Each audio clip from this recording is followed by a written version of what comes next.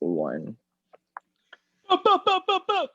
What is up, everybody? Welcome to the Of Like Minds video podcast. Got a super special guest in today, Mr. Jordon Waters, actor, dancer, creator, and a great friend of mine. Jordan, thank you so much for coming on to the show today. Oh my God, this is so unexpected. Hi, I'd like to thank my mom. I'd like to thank God. She's doing great. Oh man, this is long overdue, but I'm excited we're finally doing this. Jordan, first of all, how are you doing today, and how's New York?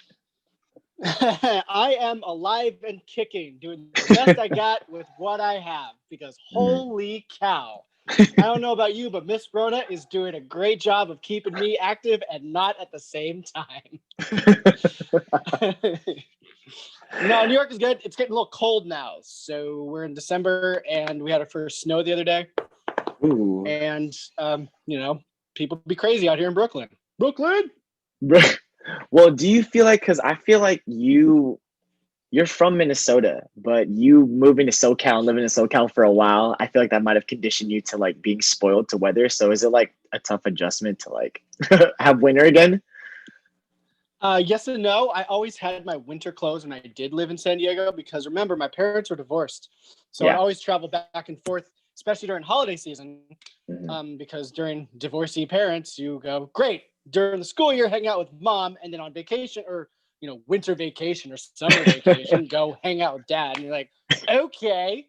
And you live in Minneapolis, so like weather is weather at this point to me. It really doesn't matter. I will say, though, it was a hard turn learning that the West Coast is dry, dry summer, and the East Coast is humid. And at first, you don't really think about that too much because, I have eczema, so I'm very ashy all the time. Doesn't help that I'm black. So I have to always apply cocoa butter or shea butter. You got to keep it moving. Absolutely. But when you're here in New York, it's sweaty. It's gross. Everything's funky. And you're like, oh God, I feel sticky. This is nothing like the desert. Oh, the desert. That explains more. And that's how I learned about the seasons in summer. It all stemmed from that contrast. Oh my gosh. And how long have you been in New York for now? It's been a minute. They're going on 5 years. Woo-hoo. So this is the longest I've actually ever stayed in a place. Usually it's 4 years and then I bounce. For instance, high school, I stayed in San Diego for 4 years, and then I went to Los Angeles. So it's been like a growing progression. And I usually just I'm really great at living out of my suitcases because I just kind of pick up and go. Mainly, it also helps that I'm a freelance artist. So, the world is my oyster. But I get booked and I got to go places. You get that, right? Yeah. Absolutely. Absolutely. Well, I mean, there's so much of your journey that we've got to cover. And maybe we can just kind of go back to maybe just the beginning, Jordan, just talking a little bit about how you and I met and how you and I really just... Okay. Yeah, how you and I met. Like my birth? That my birth? Oh, no. All the way back? We'll get there. But I want to 1991. Oh, sorry. But I want to talk about how we got to know each other and how and what that experience was like in middle school, high school, because that's when we met. You were in middle school. I was in high school. I was very much because we went to SCPA and it was a middle school, high school, which was weird when you truly think about it. But here we are. I don't remember the first class that we actually honestly met in. I don't remember. Was it ballet? Was it ballet with... I think it might have been with Workington, right? Miss Workington? No, it should have been with Miss Workington. Yeah, it was ballet, and it was definitely one of those. We both went, what are we doing? We don't want to take PE, and we don't want to take weightlifting. We're like, okay, here we are. And I remember because I was thrown in because I believe it was ballet 3-4, because I was thrown in by accident because Miss Anderson, I took her contemporary ballet class the year before, and it was level 1-2. And because I'm a guy, they're like, oh my God, we need more of you. Go to 3-4. And I was like, I don't, okay. And I wasn't great. I wasn't ready for 3-4 in any way, shape, or form. And it was just a weird level. We connected on that because I remember this very specifically because I still keep this tradition. You would roll up your left side of your tight, and I would roll up my right side of my tight. And to this day, I walk around in my sweatpants with my right leg rolled up. I love it. Oh my god. He kept and I just want to pay tribute to where I got that from. It's from, the really famous like Jabberwockies and Culture Shock Dance Center that's unfortunately closing. Yeah. But a lot of the older cats that when I was rehearsing, I would see them, and like a lot of the b-boys are just like, in hip hop, like a lot of people would wear like big sweatpants. The b-boys just for like style, but almost like maybe aesthetic too. Just they would roll up one pant leg. And so I remember taking that concept into ballet with our tights. And I remember you doing the opposite. And it's so cool to know, like, literally what, 13, 14 years later, you're still doing that. That's freaking sick. I love that. Doing that. Oh, well, I always remember because you gave me shit because I had like hair on my leg and you didn't, because you have a lovely Filipino glow and I have mixed black white hair. And you're like, why are your legs so hairy? And I'm like, damn, I don't know, I was bored. Oh my gosh. Oh man, navigating that space you made it super fun. And I remember like we really bonded there because those moments of being at bar, we would always be standing next to each other, and we'd always I remember you made fun of me, and you always give me so much shit because like if you and I were talking, the teacher would always get mad at you. You're always it was always me. I don't know why. Maybe they saw so much potential. I doubt it. No, Miss Anderson was the only true teacher that I felt like actually cared about me. Miss Foster came too towards the end, but that was because I was kind of forced with her because of, senior year. And I was the only, I was one of the only straight black guys in the dance department in that year. So it was one of those, we got to hold on together. But it was like, I know that Miss Fetters hated me, and there was nothing I can do about that because to this day, I still don't have rhythm. So I really don't understand how I got into a tap class. And I remember this very specifically when we performed one of the festival nights or whatever, the showcase nights. I hope she doesn't watch this. I didn't wear my tap shoes. I wore my jazz shoes. Oh man, no one could hear me, and it. Sorry. So that was a weird development. That was a weird. Oh man, so you wore your jazz shoes instead of your tap shoes. Yeah. Is that right? Did I hear you right? I could tap, and I could tap, but not make noise. So couldn't tell that Jordan didn't know what it was on the 1 or the 3 or the 5 or the 6. Just Gregory Hines in the back going like, yeah, hey, I can tap. No, I can't. Oh my gosh. Can't hear me. I mean, high school is just fun because we went through a really interesting process as a performing arts high school because we were able to express ourselves. And I felt as if one of the reasons that we were able to connect with because Ivan was the third guy in our ballet class. Yeah. And I don't know where he is. I hope he's doing fine. But it was definitely one of those, how do I say this? Because I'm not like dissing anyone, but we felt comfortable in this environment of creating and being in this performing arts high school. Whereas I felt like a lot of our friends were like, nah, man, I ain't trying to be here. I'm trying to do like football. I'm trying to do like basketball. And I know you were very heavy on the basketball, but you always did it for fun. But you were very much like, nah, I got to get on this dance. I got to hit this step, y'all. I got to hit this step. Yeah. And I knew that you knew that ballet was the fundamental that you needed to know. And I knew that too. Yeah. And so it was one of those where we're sticking through this because we know that we have to.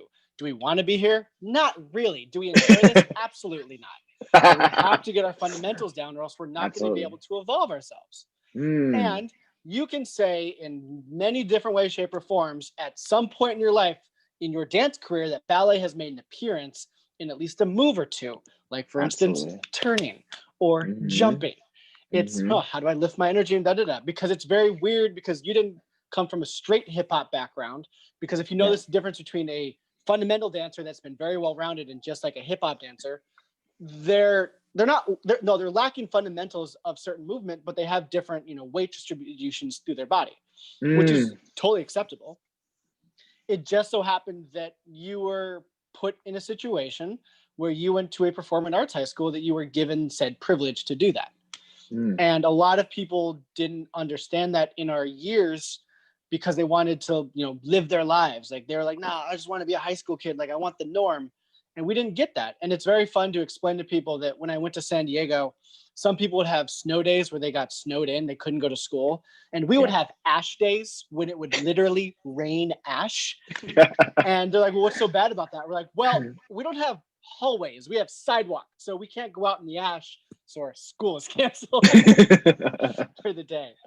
So it's learning with those curves of, well, what is it? And we both knew we wanted to take it somewhere, but we weren't sure where.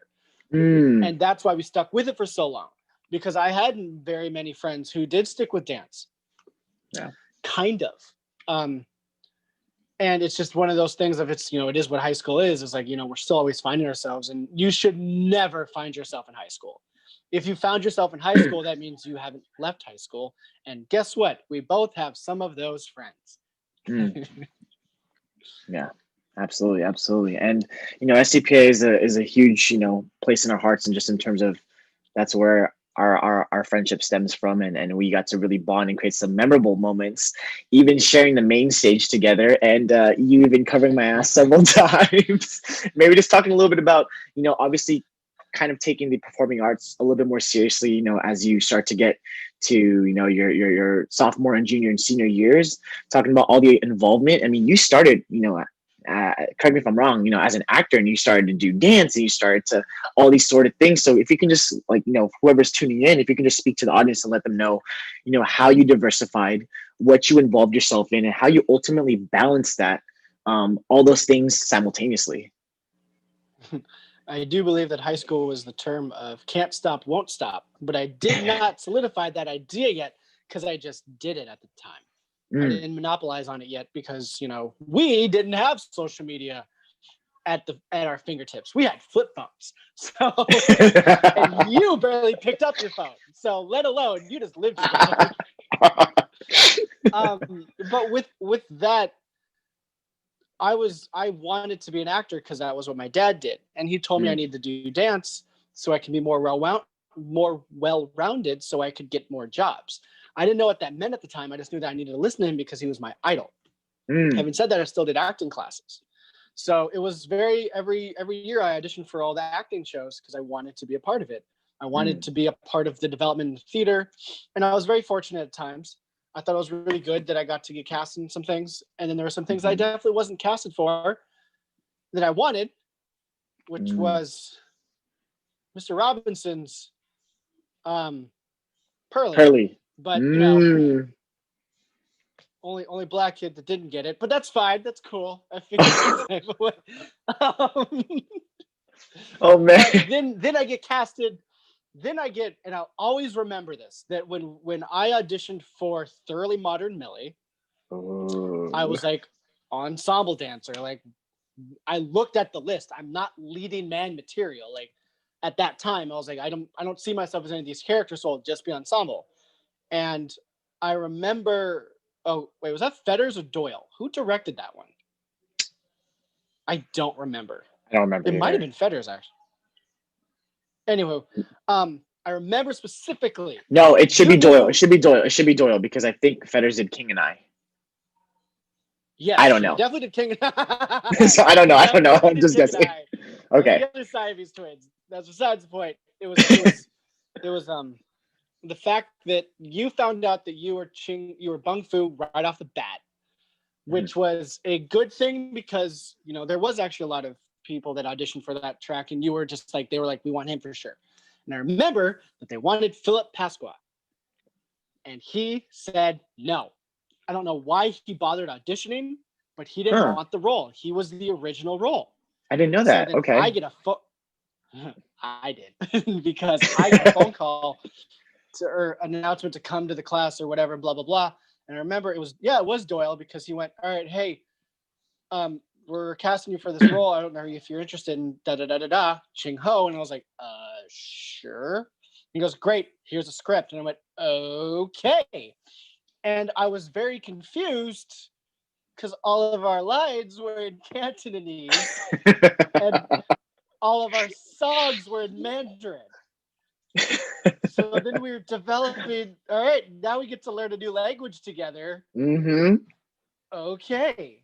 To then find out that Thoroughly Modern Millie, is not a good show. Oh no, why is that not? You're good. Up. No, my charger's not charging. You're good. Lock it in. Hold on. 10%. Okay, now it looks like it's charging. That's weird. Yeah, make sure you're charged. I don't wanna lose you. No, I know. I thought it was plugged in the whole time, but no worries. I'll let you know if it 10%. Great. We'll figure it out. I get casted and we do Ching Ho and Bung Fu, and I was like, cool, great. This is super weird. This will never come back again. And I remember my dad came to visit, who lived in Minneapolis at the time. Mm-hmm. And my mom came and they were like, wow, good job. And I'll always remember that they were a little weird about it. And I just assumed that it was because it was a language thing. Because remember, we spoke in Cantonese, so our lines were projected on top of us. Uh-huh. And then I went to college and I found out that one of the songs that we sang is very much not appropriate in any way, shape, or form. And I couldn't believe that show was on Broadway. Yeah. For the backstory, for those who don't know Thoroughly Modern Millie, there's two characters named Ching Ho and Bung Fu, who are Chinese immigrants coming to America, and they work for this lady. I can't remember her goddamn name anymore right now. The character's name. Oh, I forgot to. Mrs. Myers? Mrs. Myers? Whatever. Mammy. And no. Mammy is the mom. That's the mom. They're Mammy. And that's the problem, is I didn't understand that Mammy was a racist black song. That back in the day, Al Jolson sang Mammy in blackface. And someone decided to use that in Thoroughly Modern Millie for the two Asian people to sing it in Mandarin. So it's funny because it was popular back then. Let's sing about Mammy. We'll walk 1,000 miles for one of your smiles, my Mammy. But you sing it in Cantonese and it's funny.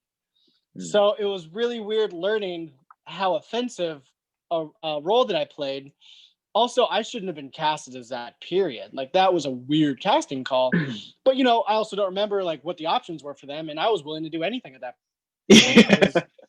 I said yes to everything. I said, okay, you want me to play a woman? Sure. You want me to play an Asian guy? I don't see a problem with that. Would I recommend that now? No. Yeah. Because things develop over time and people actually express how they feel. And we should respect how people develop through their feelings on how things are appropriated through theater. Absolutely. So it's very much a level of high school's a bitch, no matter what. And even if you're prom king and even if you're a dropout, like I know people that have dropped out that I still actually talk to and I work with because they found the method that worked for them. And I know people who graduated high school who haven't really lived up to their own expectations that they wanted to. And it's a weird double-edged sword because everyone's different. It's just kind of what is it that you want and what are you willing to go for it? Because I was put in a situation where my mom said, I love you and you can do whatever you want here, but now that you're about to be a senior in high school for what would be your college year next year, there's two options. You can stay at home and I'll love you, it'll be great, but you'll have to pay rent and there's going to be a curfew. Or you can go to college. And I was like, college? He's like, great, let's do that. So it was a time to figure out, and I ended up going to CalArts, which was fairly close still to home, but also far enough away that I could live my own life. So it was actually fun fact, the school that my mom auditioned for and she didn't get into. You want to know something too? I think this is really relevant, and I have to say this. I didn't get into CalArts. And so I always just, that place it's great. And it was tough. and it was really tough. And that's why I speak so proudly of you. And I'm like, yeah, I know someone that went to CalArts and he fucking killed it. So I think I want to get into that, Jordan. Now, just obviously you have this, like, your mom breaks it down. She's like, you got two paths. Which one you want me to help you with? You obviously decided to go college. If you can maybe just take us through, one, what the audition process was like. Like, did you audition to any more schools? And two, just taking us to that transition of college and it being CalArts. So I remember very hard going to the CalArts audition and bringing all of my dance clothes in a plastic bag from Vaughn's. And I remember walking in with all those kids with their backpacks, with the full-on suitcases and their ballet shoes, their point shoes and everything. And I was like, I got a pair of tights, I got some ballet shoes and a white beater. Like, this is all you got. And the process was and here's the thing that you have to learn about CalArts is it's very experimental. So they're looking for people that are willing to go above and beyond their own comprehension of how they view things and broaden that. And that's why it's really hard to understand CalArts at a young age. Because a lot of kids in my year they did it because they wanted to be dancers. But what CalArts is supposed to do is it's supposed to train you to be an artist. So you can leave with this attribute, this ability, this collaboration skill, knowing this métier, all these types of abilities, rather than just a dancer. And so what they were looking for was, we're going to put down a couple of, first off, they did the whole ballet bar and blah, blah, blah shit. And like, you want to make sure you know the fundamentals. And I'm like, yeah, technically I do, but not good at it. But they just want to know that you're hungry, that people are hungry for it. And then they did the contemporary section where they put down words. And the words are dance to this word, that goes to this word, that goes to this word. It's like, okay, that sounds totally fine. I'm with it. But in doing that process, it was very difficult for me to step out of myself because I didn't know what to expect. Yeah. So it was a level of, well, I'm just going to do it and see what happens. And I rarely do that. But within that process, it just kind of developed as in they liked what they saw. Because I remember I wasn't the only guy that auditioned. I was one of many, actually. And but because I had acting background, I wanted the school to be an actor. And that was the other thing, is I thought I could come to the school, audition as a dancer, and then switch over as an actor and be fine. And that's why I went. And then my second year, I learned out that they're like, nah, if you're going to be an actor, you got to start over again. And I was like, fuck. And they're like, but no, we like your stuff. So if you want to audition, you're more than welcome to. But like, you have a good credibility just to be in it already. And I was like, so that means I have to start over? I don't really want to start over. I'd rather just get the fundamental. I'd rather do it on the side. Because I still haven't figured out dance. I still, to this day, haven't figured out dance. It was definitely one of those things where I was the lowest level of technique in all of my class. That's a lie. Year 1 and 2, I was not the lowest level of technique, but I was one of the few that was lowest level technique, because they don't, in these classes, they don't put you by your year, they put you by your ability. And that's it is a good thing, kind of, because I wasn't as technically trained as the rest of my class was. So come year 2, everyone moved up to level 2 and I stayed in level 1. And about year 3, the ones that weren't really grasping the technique kind of actually left the school. I'm not going to lie, because they couldn't handle it. And I was then considered the lowest level technique in my year, because everyone that stayed was either really technically good or they figured it out. Now, having said that, some of them weren't the best performers.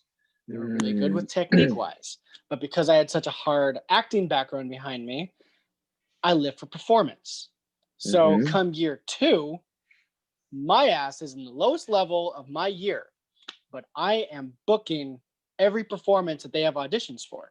Because when they bring in guests, now here's the fun thing, I never really got the teacher's approval until 4th year. I always got the special guests or the MFAs, because they saw me, but none of the teachers ever hired me. And that is just a thing that I just keep reliving is, all right, the teachers don't like me, it's fine. And it is a weird development off, because I was doing dance for camera work as an editor. Mm-hmm. I was being a sound assistant. I was being a stage manager assistant. I was acting. I was putting my own shows and events together, and I still went to class. Mm-hmm. And a lot of my other fellow classmates didn't do that. They just wanted to dance, and they partied hard, and they, whatever they did. And I was like, I totally get that, guys. Live your best life. But there are some people in my year that were not like fresh out of high school, and they're like, no, I want to be here. I want to be here. And I was like, dope. That's good to know. Yeah. Because it's hard. It's really hard to go straight into college if you don't know what it is that you want. Because people assume, all right, now you're 18, go to college. Some people need like a few years to kind of figure out what they want. And then they're like, actually, I want to go to college for this. So it's this weird kind of give and take on. I was very fortunate that I was like, oh no, I know where I'm at. My godfather and my mom both auditioned for the school and didn't get it. I am taking this for what it's worth. There's a reason that they wanted to be here, and I couldn't get here. And then I recommended you to audition for it, and I was like, of course he's going to get it. We've only been doing shows together. So when you didn't get it, I felt hurt, and I was like, whoa, what the fuck did I do wrong? But then, you end up going to UCLA, so, fuck you. Which is a great school, by the way. Jordan. All right, yours looks much better on a resume than mine does, but that's besides the point. I want to piggyback off of what you said though, when you talking about how you were starting to diversify and you were starting to work on soundboard and doing video editing. And I remember, you're 2 years older than me, and we would still talk. And I remember you telling me that. And I remember specifically just being like, okay, I need to do more than just focus on the technique, whether it's like the performance or whether it's like how you can utilize and leverage those skills into other things and not just focus on one thing. And I remember you were one of the few people, maybe if like two other, like you and maybe Nico, were just like always like diversifying and like learning new skills. And that always stuck with me in college. And that actually helped me, find my minor and getting like a teaching background. Okay, like, if I'm going to have a job and live out in LA, I need to make sure I can always have work. Well, I can always have work if I know how to teach and I'm certified. So I have you to thank for that. And I just want to say, I wanted to say thank you for that. No, I mean, you've definitely utilized all of what you've learned. And, I'm very honored to know you and see you literally grow up. I still have the note of look up, man. Stop looking down. Stop looking down. We're up here. We're up here. You always. And that's what helps, because I honestly can say I know a lot of really fucking talented dancers that can just dance. I have a lot of really talented actors that can just act. And that's great. That is exactly what they are doing, and that is how they're making their money and they're living, and there's nothing wrong with that. Yeah. But for those that can't land that really good dancer, really great actor should learn other attributes just to kind of balance it out, but also kind of see how much further you can take.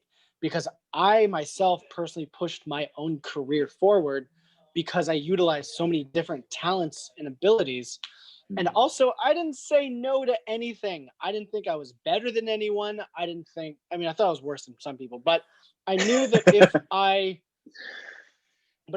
if I kept saying that I was terrible and no one was ever going to cast me, that it would become true. Because you have to put that into reality, is whatever you put out is what you're going to get back. So if you're going to keep doing things, you're going to keep doing things. But if you're going to turn down things because you think you're better than it or it's just not your thing, that's totally fine, based on perspective. But after a while, it's like, well, then you're limiting yourself.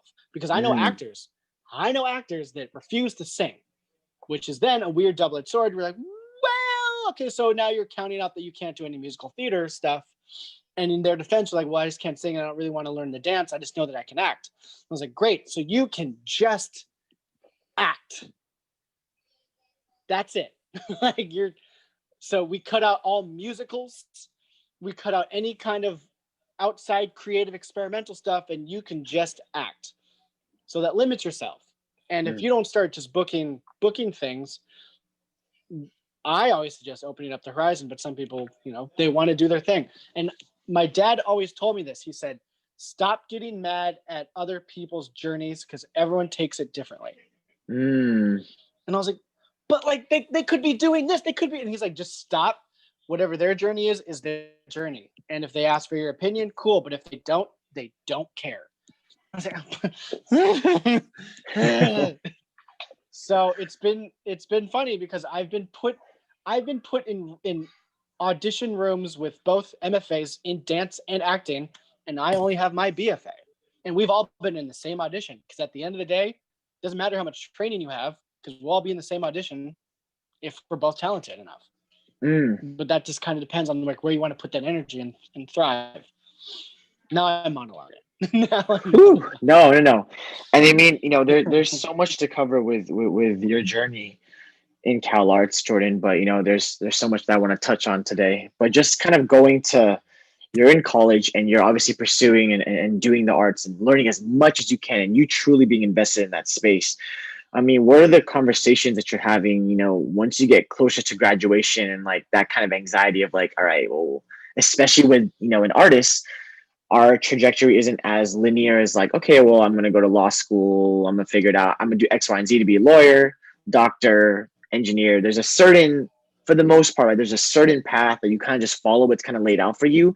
Whereas for us, we kind of have to figure that out. So what was it kind of like once you inched closer towards graduation, and ultimately, like, what was post-grad life like? I will say I was one of very few that was extremely fortunate to get booked right before I graduated college.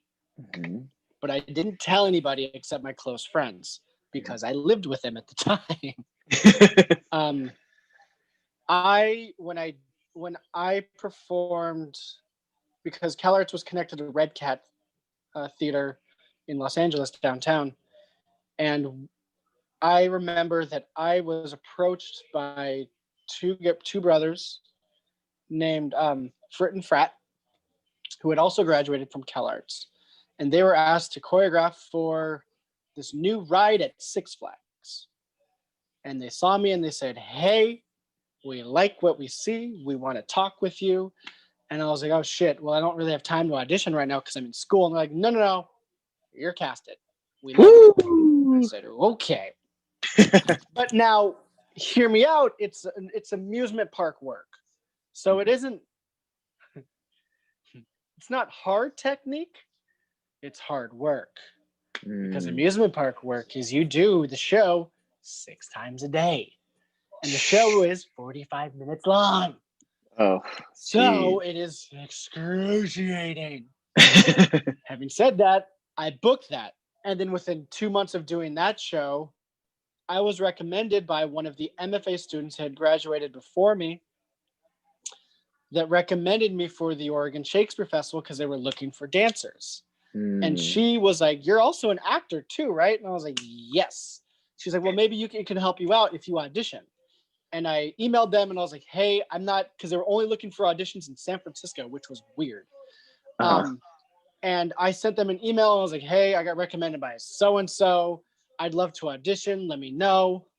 And the director pulled me, or he emailed me personally. He was like, "I love it. I want to hire you. Let's talk."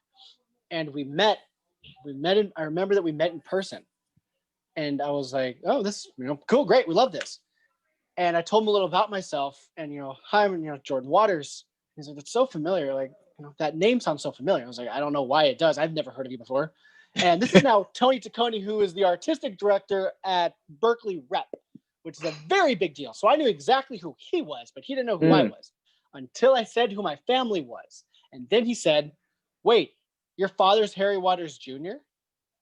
I worked with him in Angels in America, the workshop, back in 1991. Oh, and I my said, gosh.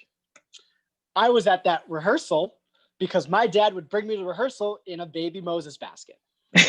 And he lost his shit. And he goes, "I need to hire you. I need to hire you because I just want to work with the Waters. Like, I just want to know that I can do that." Wow. And I was like, "Holy shit, this is dope." And then they offered me a 10-month contract. And now I am straight out of college going into Los Angeles. So I was actually really, nah, I don't want 10 months. You can give me 5. And they're like, but da-da-da-da. And I was like, I don't want to be away from LA that long because I just got out of school. Like, this is I have 1 year to show Los Angeles who I am as a freshly new college, out of college student. I remember you talking about, yep. After that year, nobody cares about you anymore. You're like, cool, welcome to the fucking pool. As a little fish swimming in the pond. But when you're new, you're like, everyone's like, oh, okay, cool. Well, this is how this does. This is how that goes. So I was scared as shit. And I was like, I don't want 10 months. But I still do the show. And then 2 months in, I go, wait, I love this job. This is a great job. I want to keep this job. Wait, this is when you were in New Orleans, or when you were over that? No, that's another one. Okay, so where are you at right now? Where are we at right now? Now we're at OSF, which is like 5 months after I've graduated. Got it. Okay. And so now I am in the I forgot. I was offered 2 different contracts. When I was in Six Flags, I was offered 2 contracts. I was offered OSF, which is the oldest and largest Shakespeare company in the country. And I was offered, and I was going to be a dancer for that show. And then I was also offered to be a stagehand on this magician's tour that toured Europe. And I remember specifically it was 10-month contract, $500 a week, or 3-month contract, travel Europe for $900 a week. And it was one of those, what do I do? Jeez. Oh God. Win-win. It was hard. It was a win-win because it's like travel the world and get a shit ton of money, or perform and stay in Ashland, which is population 10 Black people. Not even kidding. So I took the OSF one because I was performing there, and that's what I took it down to. Is I chose performance over money. And I will always say, for me personally, every time I've done that decision, I've always had a really great outcome. Now, my wallet doesn't agree with me, but my career and my soul agrees with me, because I've done multiple different attractions all around the world because I chose to perform rather than make money. And now I would love to do both, but I want to make more money as a performer. But here we are. That's just kind of where that was a tangent. Post-graduation first year for me, because then after OSF, I was very fortunate. After OSF, I booked a short film that was in New Orleans. So I was in New Orleans for a month and a half. And what year is this? What year is this? 2014, 2015. Okay. I'm lying. 2013 to 2000. Oh God. Yes. Because I was in OSF in 2014 at the beginning. So it's 2014.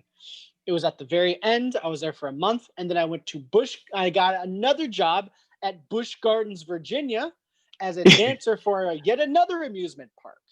And oh God, don't do amusement park work. If you don't love it, you hate it. Were you flown out to all these places? Were you flown out to all these places though when you were getting work?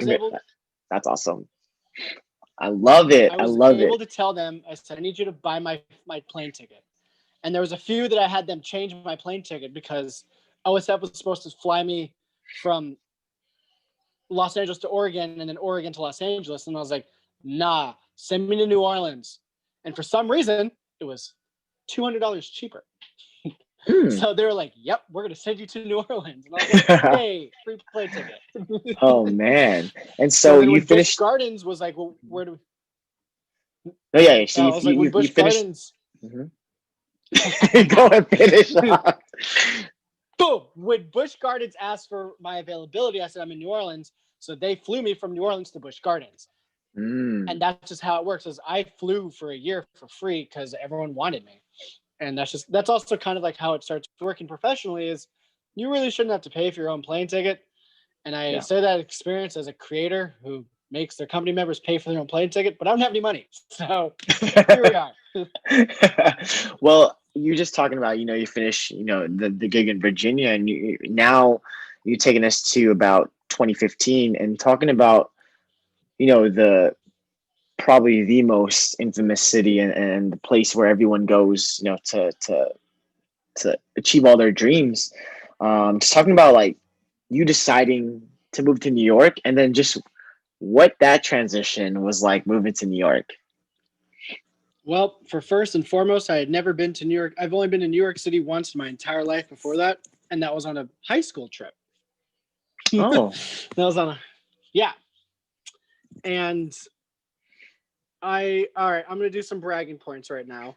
So when I was in Oregon Shakespeare Festival, I was meeting with one of the actors. We were hanging out, drinking, having fun, like, woo! And he told me, you have really good energy. You should think about moving to New York City. And I was like, I'm really LA based, like West Coast boy, born and raised. Like I want to do more film. And he's like, I hear that, but being a seasoned actor, because that was the other thing. I was the youngest actor at the Oregon Shakespeare Festival. That wasn't any of the college students that were in. I was the youngest I was the youngest person at OSF. And he told me, move to New York City, you'd really thrive well. And I was like, why would I go? And he's like, because you can do more projects quicker on top of each other than you could in Los Angeles. And I was like, all right, cool. So another thing that I had when I moved to Los Angeles or New York is I already had my first year out of the way.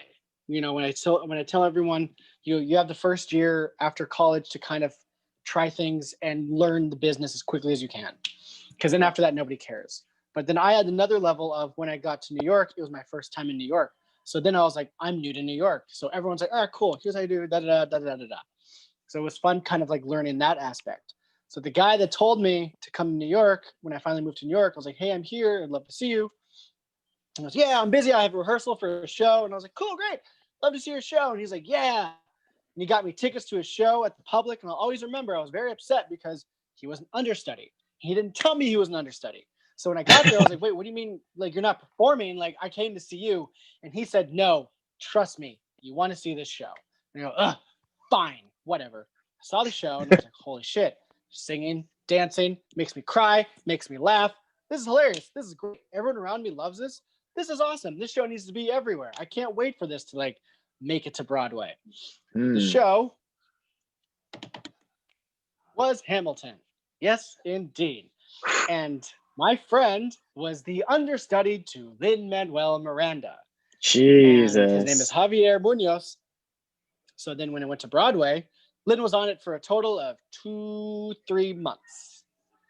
And then, Tony season came around and they just like swept the nation. And they're just like, yeah, they take everything, blah, blah, blah. So after Tony season happened, Javi went in as Lin or as Hamilton. So he was the Hamilton. Like the moment after, so I went to go see him on Broadway because I was like, holy shit, dude. And so I got to go backstage and meet everybody. And I got to meet the original cast of Hamilton without knowing that it was the original cast. I just met them as like, hey, I know you, dude. Hey, I know you. I have personal connections with David Diggs. And it's on this really dope level of like, oh, he helped me do a couple of shows. I was like, great, this is dope. I know the dance captains to Hamilton. I know the woman that created the Bullet, who is now my adopted sister in theater. Her name is Ariana DeBose. And so it was one of those, because I said yes. I went, I supported my friends. I went to every show that I could. I was exhausted. I was tired, but damn it, I fucking did it. Because that's what you have to do when you move here. It's like it's really hard. And I don't know if I've actually honestly seen a couple move to New York City that want to be actors that keep their relationship, because you have to do that extra hustle. You have to do the thing. You have to do this.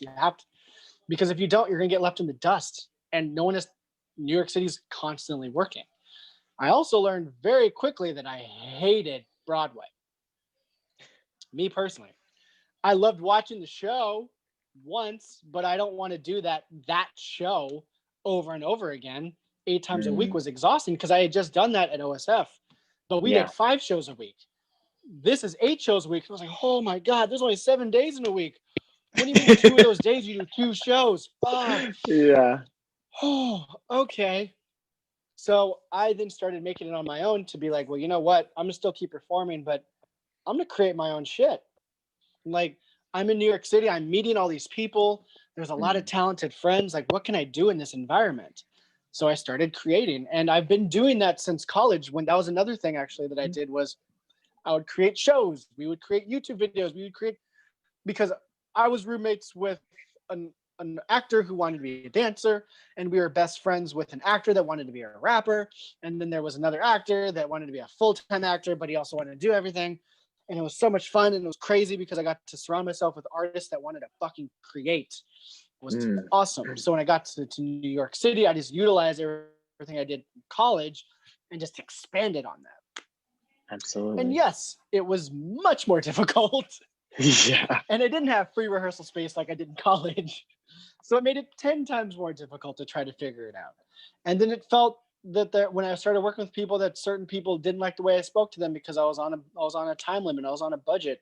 I've never had to like utilize these types of situations before. So I have a group of people that absolutely despise and hate me, and they don't want anything to do with me, which is a part of the development process because I can't make everyone happy.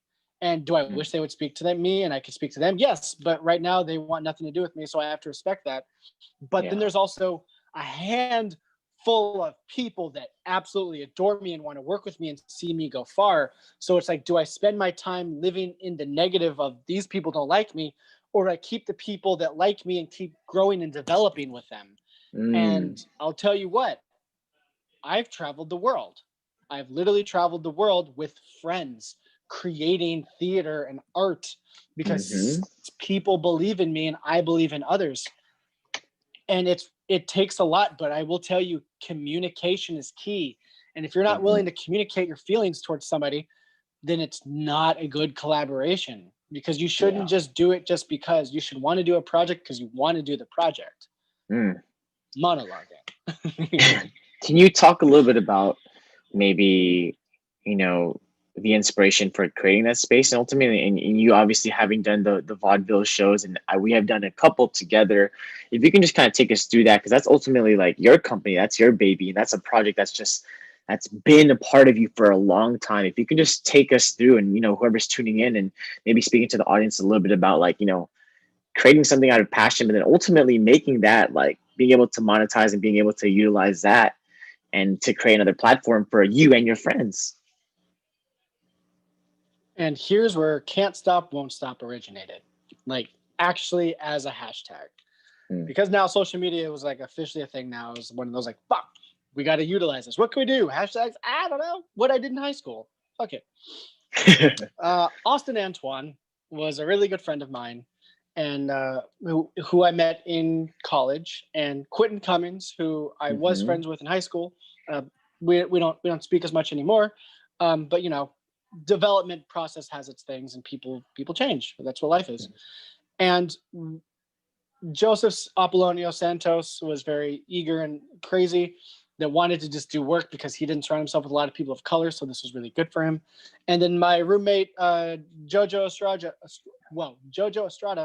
who unfortunately passed away the year after I graduated.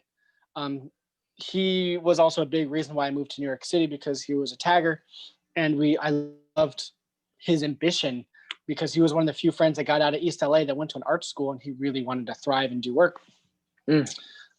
But with that, like, we were as a collective, as a group, kind of like developing and creating things.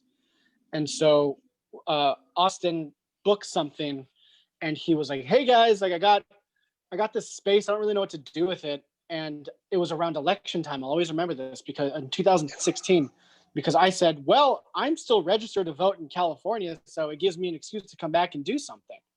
And we all sat and talked about what we wanted to do. And Austin said, well, we're all, he does hip hop. He's like, I think it'd be really cool if we did like, a vaudeville type thing where we all got our own acts.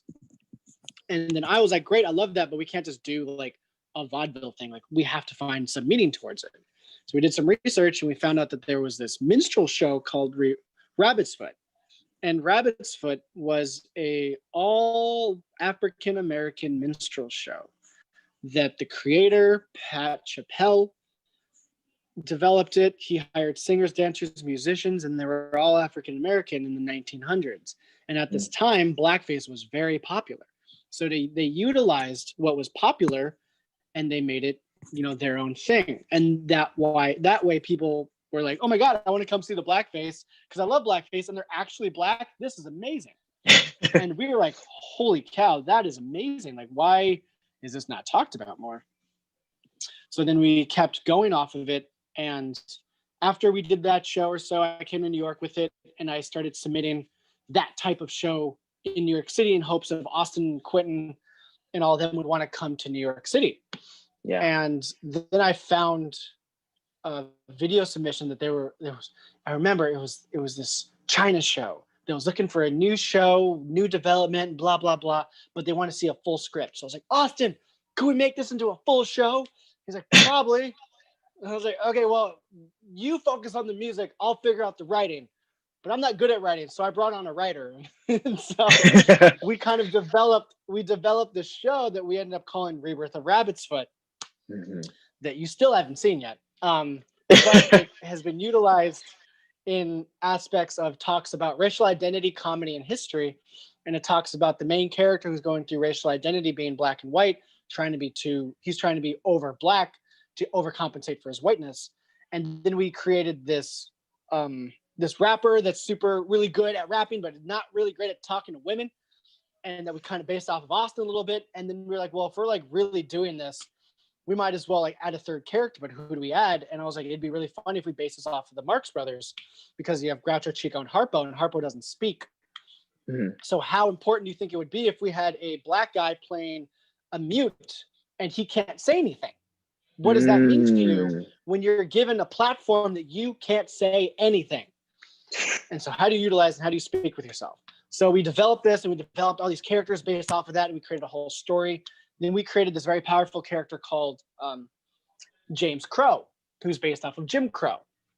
And he's the woke white character that's like, yeah, brothers, I want to help out, do this, fight the injustice. But he doesn't realize how obliviously racist he is, because he's just trying to learn, until he finds out that he takes the ancestry test and he's 1/8 part black, which means he's an octoroon. So now he is also going through racial identity, because now he, as a white person, found out that he is black. So he's trying to overutilize the blackness and be like, yeah, dashiki, black power, here's how it's and you're like, what are you doing? But it's like, how do you have the conversation of someone that finds out their nationality, their new form of identity? How do you tell them that they're wrong when they're just trying to learn? So we play a lot with that as a story and a concept, through music, through dance, through comedy, because we really want to utilize, because none of the vaudeville sketches black people don't do. So we were like, fuck it. We're going to do Who's On First, but with people of color. We're going to do the Marx Brothers, but with people of color. Like, these are things that the moment you think of black vaudeville, you think of, blackface. Yeah. But with this, we utilize it as like, nah, we're just making it funny on our own terms. And we're also making it very modern, because we're talking about current situations that are happening. Yeah. So within that, I had pitched that show to the pit. And this guy, bless his name, this is Alan, this motherfucker, I pitched one show to him. I was like, hey, I just want to do one show. What do you think? And he goes, I think you want to do this monthly. And I was like, yeah, wait, what? And he's like, do you want a residency here with that show? You can do that show monthly. I was like, oh, sure, yeah. And he originally was like, you want to do that Saturdays at 10 o'clock? And I was like, nope, absolutely not. Now, in that environment, that is a prime slot. But I said no. But I said no, because I was like, I can utilize this better, because can I get Monday nights at 8 p.m.? And he's like, Mondays are dead. And I was like, exactly. But Monday nights, Broadway is closed. So I can get Broadway people to come to my show because they're not working. And he was like, oh, shit, good on you. And I was like, yes. So then we did the whole show for a whole year underground. And the great thing I did about this show is I utilized all my friends. So I swapped out, every show was new actors. And it wasn't based off of gender. So sometimes the lead will be a female. Sometimes the villain will be a male or a female. Like, we'll switch people out in and out. So it was roughly the same script, always with revisions, but different actors that jumped in and out, because I wanted to give people work. I wanted people to utilize this as a show so they can work and develop their art, because I didn't get that when I came to New York. It was like, all right, do this audition. Cool, you're done. Not, hey, here's a monthly show. Do you want to try something out for this character to see if you want to use this later? So it within these levels of like, that's what I was using it for. And then one of my actors is from Amsterdam, and she was like, I could pitch this to my college. And I said, okay. And she pitched to her college, and one of the theaters I was attached to it accepted our proposal. And I said, guys, we're going to Amsterdam. But this is, again, me with no money being like, I don't know how we're going to get there. So we're going to do fundraisers. So everyone's going to have to buy their plane ticket. Like, that's the ticket to perform, is if you buy your plane ticket, you can perform, but I'll find everybody housing. Sorry, a little parched. So then the agreement was, at the beginning of the year, was we have 2 months to raise $3,000. Now, and I said this, hypothetically, if $3,000 doesn't get raised, we have to throw in the money. Now, if we throw in the money, you can either you give it to me personally, or you can raise it on your own. So I told everyone they have 2 months to raise $350. And I was bringing 17 people. So 17 people, $350. And I was like, that's the goal. But between then and then, between the time, we were going to do 2 events. And those events will cost. We'll try to bring people to those events. And everyone has to work the event. Because that's a part of what we're doing is, it's a family, it's a collective. We have to work together on this. I can't pioneer this all by myself, or you just don't come. Like, that's the give or take for this. Mm-hmm. And of course, everyone wants to come to Amsterdam. So I'm like, great, cool. Everyone's working. And we raised money. We did, but we didn't raise enough, and we lost 2 people. So then how it worked out to was, because everyone that bought it was, so 15 people ended up actually going in the long run. Mm-hmm. But we didn't raise as much money, so everyone had to raise $250 on their own, and I gave them a month to do that. And actually, that's what cut down one of the people, was they couldn't raise the money, and they openly said that, and they just said nope. And I said, okay, that's fine. So it was a development process that was really bad on my producing end, because I couldn't raise the money in time. But I knew that, like, if we're going to do this as a group, we have to do this as a group.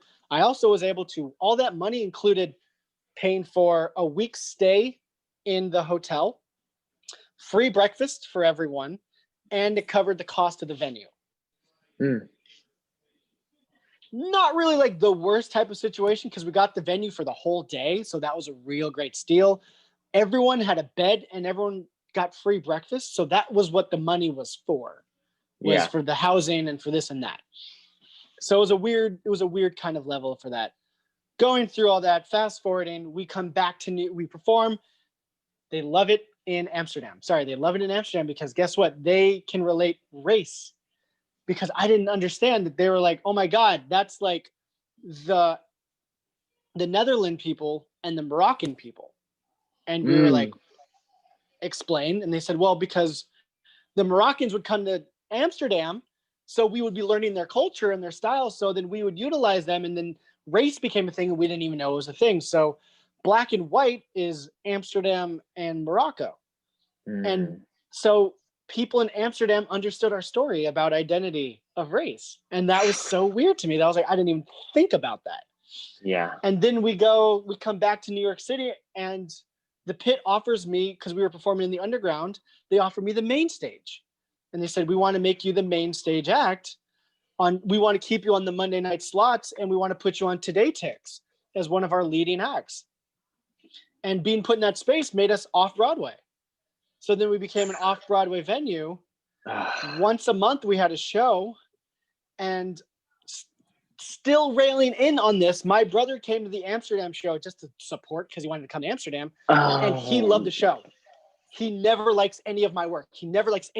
But when he came to Amsterdam, he was like, yo, this is fucking dope. I want you to bring this to Minnesota. I know a couple of theaters. And I said, okay, sure, whatever.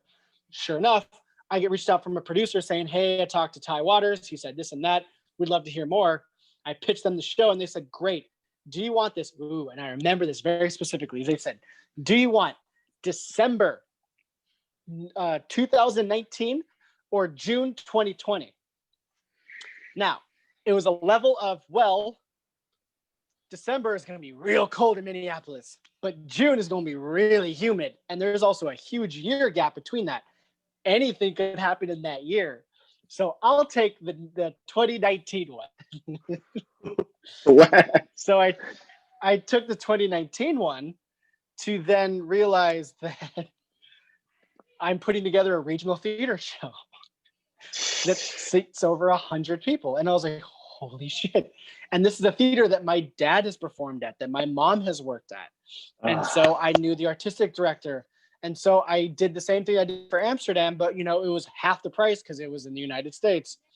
And so we did some fundraisers, we raised money, and then we came to Minneapolis and we had 3 shows and we got to perform in the Twin Cities and put that down on the resume. Still not done. So we still do the Off-Broadway show run that lasts a year. I intermingle so many different people into that. We introduce a live band, shit goes off the rails. And then I don't know what I went to Los Angeles because I was invited to go see the season 3 premiere of Dear White People. And I bought an express ticket and said, fuck it, I'm just gonna go. And I just went off of a whim. And when I was out there, I was like texting and meeting with people.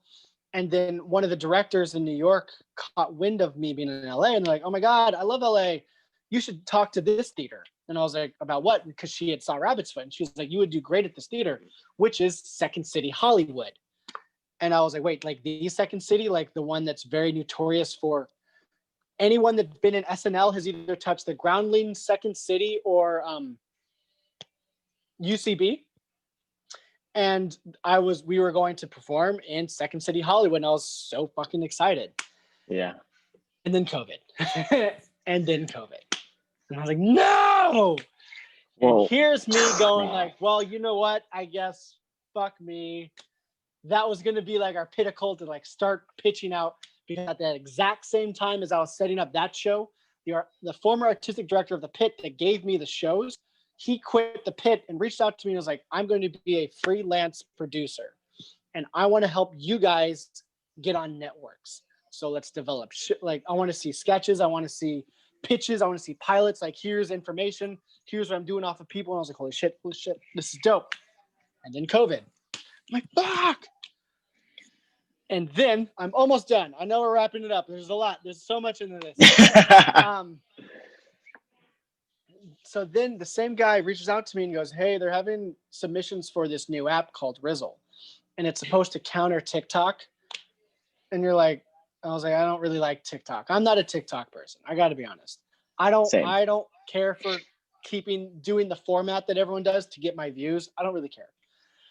But Rizzle allows you to create channels and you can create series in those channels. And at first you're like, I don't really get it. And it's really hard to maneuver. But once you figure it out, it's actually a really great platform for artists. # promotion for Rizzle.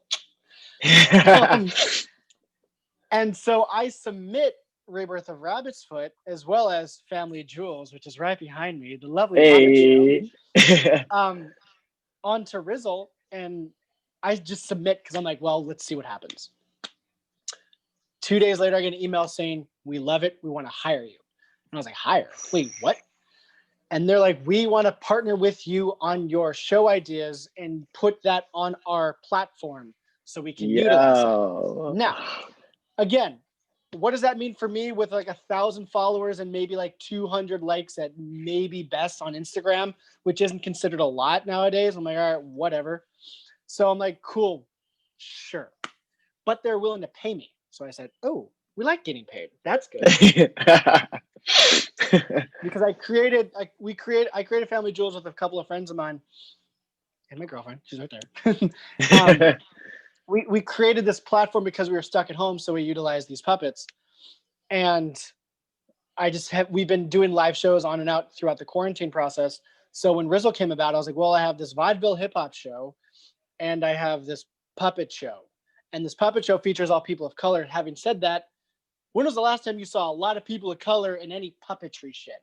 Yeah, you don't really, besides the guy that was Elmo, who got fired for sexual assault. Anyway, he didn't get approved of it. That was not approved, but it was definitely really bad. I'm not gonna say his name, but he did not get acquitted, so he's good. But we utilized people of color with puppets and the vaudeville hip hop show. Having said that, I think it actually speaks for itself when you're actually the first person to hear this. We just got approved of a second season for both of them. And they asked for more money. They're giving me more money, and they're giving me 2 other shows that I had pitched to them on this app. as well as of 2 days ago, they featured my channel on the Rizzle original series that are recommended for you, and I asked 6 Oh other my, people that follow me on it, and we're the series that shows up second to everyone that just scrolls on it. And that's so so it's sick. if we Congratulations. I need to care, say congratulations on that. That's huge, Jordan. What the fuck? That's amazing. Rizzle, is it, if you're gonna have to link me all this stuff. We're gonna include in the description, all that stuff. oh You have to yeah. link me all this stuff later, but that's amazing. And I just, for those that are tuning in, like, this is fucking awesome. I think if any artist just to get like, oh, it's amazing, bro. Yeah, so as of right now, I have 24,000 followers and 178,000 views and these are on my channels. You can kind of see a little. Oh, hold on, where's the little app? Boop boop. Look at me. There's my pretty face. You can't see it. Oh It's my probably God, it's fixed. unreal. Dude, that's Um, amazing. We're gonna have to download this and we're gonna have to keep in touch and follow you, and we're gonna link all that stuff. Well, it's on Rizzle, you said, right? The app Rizzle, yeah, the reverse of yeah. TikTok. Is that what it's? That's what it is. So well, it gives you the platform to create other channels, and it doesn't give you the format that's like, in order to get hundreds of views, follow this, because you can't comment on Rizzle. The only comment you can do is a response with a video of you responding to it. It's So it this one, makes right? people less. Yes, that's the one. Yeah, Ooh. short videos. That's the one. So when you make a video, no one can be like, "No, this is fucking dumb." Literally, the only time people can respond to it is if they personally make a video in response to it. Whoa. Okay. So it can be utilized in a very strong artistic way. I've gotten a few people on it as well that I'm honestly doing product placement for it because they've hired me for a season 2. Now they hired me because I auditioned for them. Now they accepted many different audition people that submitted for it, and I was one of the few finalists that made it through. So not everyone gets paid like me, but they're paying me to bring in people, but also to make work. And obviously, if I recommend people, they'll take my recommendations. But it's also about collaboration too, so I can collaborate with people, and I can work. And I've been utilizing it for people to use their art and get seen on it. And to top it off, on the finale, Alan, the guy that introduced me to submit for it, said this is the perfect app to submit for talent agencies, networks, and pitches, because I have everything documented and say, now what do you think? Because Rizzle only does 60 seconds. You're only allowed 60 seconds. Do whatever you can in 60 seconds, and it has to be in a vertical format so it can be on a phone. And he goes, it's not the best format personally, but you can use it for a great pitch. So if you have any show ideas or podcast viewings, you can put it on there, and then people can follow you, and then people can get jumped on and respond back to it. So it's one of those levels of hashtag Rizzle. But hashtag can't stop, won't stop. Hashtag can't stop, won't stop. Dude, I I did my didn't. product placement, and I'm tired. Well, first of all, I think that's just incredible. I mean, that's definitely something I had no idea of, and just to know that, for me, who's known you for a long time, I hearing all these things, and a lot of this is new. I'm finding out just as the viewers are, whoever's tuning in. I'm not surprised, because I think you truly embody that hashtag that you've been like kind of identifying yourself with for the last 5 years. Can't stop, won't stop. And always putting in the work and being a yes man, but always having integrity. And you even kind of talking about that in one of your earlier spiels, and talking about like, no, I'm prioritizing performance, and if I believe in this space, as opposed to just making money. Because at the end of the day, you're providing value, and you're always going to be able to generate that money and that cash flow. But like, and I love that, like, integrity and like those high morals that you have, because I think it just speaks to who you are, not just as an artist, but as a person. And I think it's incredible. And I just want to tie in, Jordan, as we kind of wrap up, we're almost here. I think a lot of your influence, you being such a kinetic energy, and just, I don't even know if you sleep, honestly. I feel like you just you do so much. But I want to know, and if whatever you feel comfortable in disclosing to the audience that's tuning in, you're doing all this incredible work. And obviously we have our highs and lows as artists, but if you could just maybe just talk about, the influence. You've kind of spoken about them in trinkets here and there, but talking about your brother Ty and your mother and your father and their influence on you, in pursuing this life that you live currently? If you can just talk about that influence that your family has played on you. No, they've been nothing but positive and support. My brother chose not to be on the performance side, so he wanted to be on the technical side because for some reason we both decided that we wanted to be performers, or we both wanted to be in the arts. And I chose the side that my dad is, who is performance, and my mom, who does props at La Jolla Playhouse. My brother chose that side to do technical design, lighting design, sound design. He literally does it all. It's kind of unimaginable. And I started producing more so I can do my own work. I started acting, I started dancing. So I started getting around places just to kind of do, utilize those situations. And my parents divorced when I was 5. So I thought if I became a famous actor, I can bring my family together and we can be one big family again. Yeah, needless to say, that didn't happen, and it's not going to happen anytime soon. My dad is very happily together with his partner, Tom. My dad is bisexual, and they've been together for 20 some years now, I guess. Yeah. So it's that's been amazing. Like a nice, yeah, it's been a whirlwind of holy shit. And my mom's been in and out of boyfriends, and she also raised us, so she didn't really have a lot of time to do a lot. And we kind of went in and out of the house, during college years. And so she just kind of really focused on helping take care of us. And she's trying to help focus, take care of herself, because she was whereas my dad was a black gay man in theater, he had to portray himself as a straight man to get roles. But, he also loved women. He also loved men. He did all the things that he could. So he utilized, his acting. Whereas a black gay man, whereas in my mom was a woman backstage, which was usually only supposed to be technicians who were males and they're straight white guys. So it was weird that there was a woman backstage. So both of them had these very highs of wanting to know that this is where they wanted to be. And I know my brother and I really utilized that energy and said, this is where we want to go. But because my family was divorced, I didn't really get to see a lot of my other family members. I didn't really hear a lot of my mom's side of the family because they actually were very much not thrilled that she married a black man. That was not good. And my dad very much wanted us to learn about his side of the family so much that it became, a hassle for my brother and I to go, I guess we'll go hang out with his family now. But we didn't know at the time that we just weren't we weren't cultured enough to understand what the black side of our family is and does, because my mom wanted nothing to do with her side of the family. So we're just like, well, what does family mean? So my family is my immediate family, just between my mom, dad, and brother, and then anyone that I consider a good friend, because that's where I get a lot of my inspiration from. That's where I get a lot of my drive from, is my friends. And I really utilize friendship because that's all I had growing up. I had my mom and my brother and my dad occasionally, but I had my friends for sure. And I moved around a lot. My mom moved around so she could find better jobs so she can take care of us. So I never had to be with people for too long. It's just one of those, let me be your friend for a little bit. All right, cool. Bye. So this being in New York City for 5 years is new to me, because usually I would have left by now. Yeah. So it's a new process, and I'm very, very glad that I'm doing this, because it's beautiful. It's hard, but nothing that is good comes easy. Absolutely.